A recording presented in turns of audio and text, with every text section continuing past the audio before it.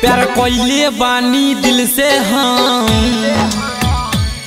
प्यार कोइले बानी दिल से हम, अखिया से अब तारो आई हो। सुनियो झाजी ऐसन मंतर मारी, सुनियो झाजी ऐसन मंतर मारी की हो पगली के हम भूल जाई हो। सुनियो झाजी ऐसन मंतर मारी की हो पगली के हम भूल जाई हो। प्यार कोइले बानी दिल से हम, अखिया से अब तारो आई हो।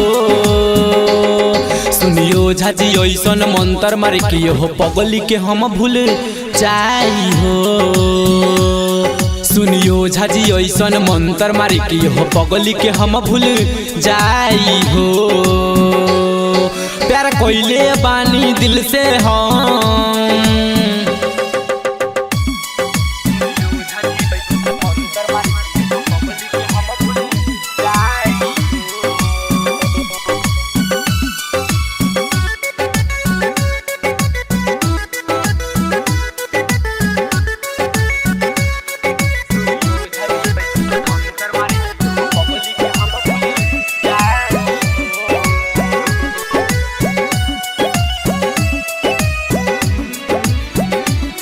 बस इतने करियो झाजी, हमर प्यार के ले ली बोझाजी।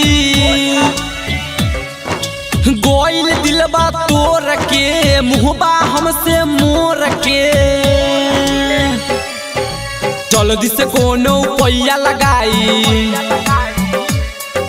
जल्दी से कोनो पैया लगाई, दिलवा के हमर दर्द हटाई।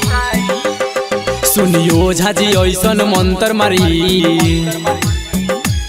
सुनियो झाजी ऐसन मंतर मारी की हो पगली के हम भूल जाई हो। सुनियो झाजी ऐसन मंतर मारी की हो पगली के हम भूल जाई हो। प्यार कोइले बानी दिल से हम।